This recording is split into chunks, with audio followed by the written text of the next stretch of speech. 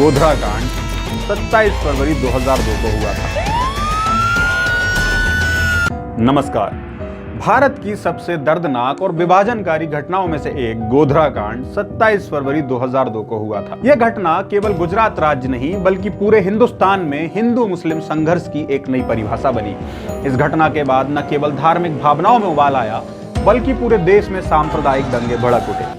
यह वीडियो गोधरा कांड के तथ्यों को नानावती मेहता आयोग की रिपोर्ट के आधार पर प्रस्तुत करेगी। 27 फरवरी 2002 की सुबह गुजरात के गोधरा रेलवे स्टेशन के पास एक दिल दहला देने वाली घटना घटी। साबरमती एक्सप्रेस के कोच नंबर S6 में यात्रा कर रहे 59 यात्रियों को जिंदा जला दिया गया।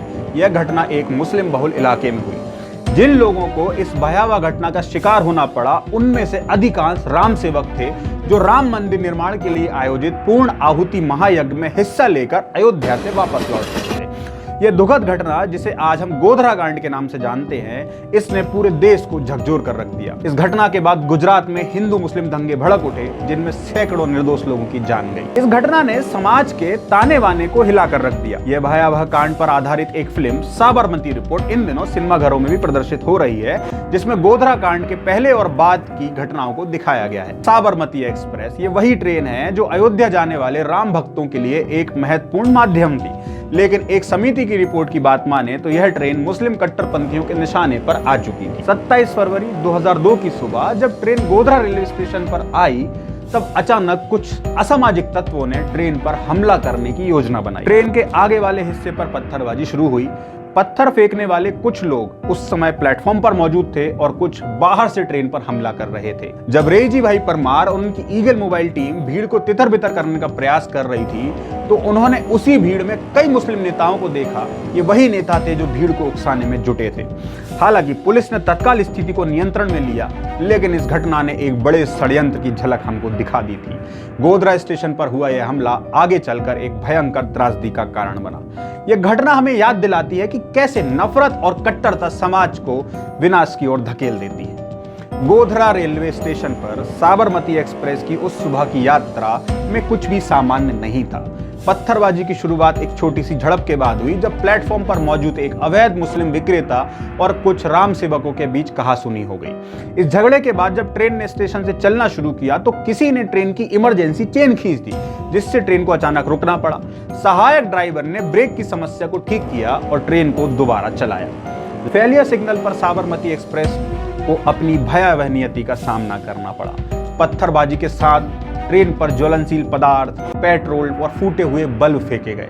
59 मासूम यात्री जिंदा जल गए और दर्जनों घायल हुए। ट्रेन के कोच में से एक एक कर धुआं उठने लगा। उसी को देखते हुए टिकट निरीक्षक सज्जन लाल रानीवाल ने ट्रेन छोड़ने का फैसला किया। अगर हम आई विटनेस की बात माने तो उनके अनुसार आग ने धीरे धीरे सीटों को जलाना शुरू कर दिया। कोच में धुएं का गुबार छा गया, जिससे यात्रियों को सांस लेने में दुविधा होने लगी और उनकी चीखों और संघर्ष कोच की दीवारों पर आज भी कैद होकर रह गए। लेकिन कुछ घंटे बाद जब जले हुए कोच को ट्रेन से अलग करने की कोशिश की जा रही थी तब एक और पत्थरबाजी का हमला हुआ। मुस्लिम भीड़ ने दोबारा ट्रेन पर हमला किया। पुलिस ने भीड़ को खदेड़ने के लिए हल्के बल का इस्तेमाल किया, लेकिन तब तक बहुत देर हो चुकी थी।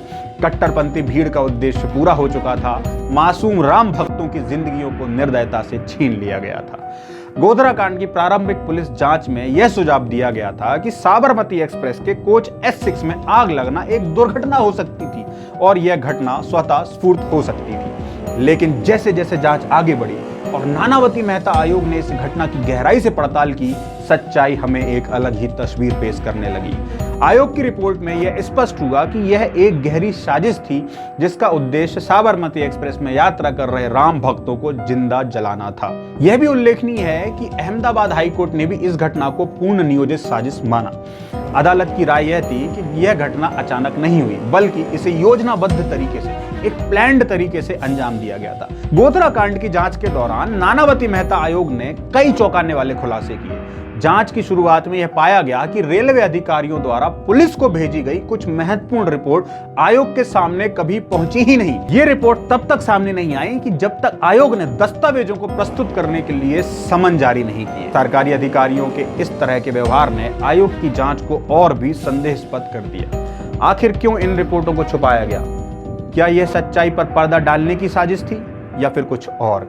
इस तरह की अनियमितताओं ने इस घटना की गहराई और इसके पीछे की साजिश पर कई सवाल खड़े किए। गोधरा कांड की जांच ने केवल घटना की भयावहता को उजागर करती है, बल्कि यह भी दिखाती है कि कैसे सच्चाई पर पर्दा डालने के प्रयास किए गए। सभी गवाह, पीड़ित और उनके परिवारों के प्रति सम्मान एवं श्रद्धांजलि।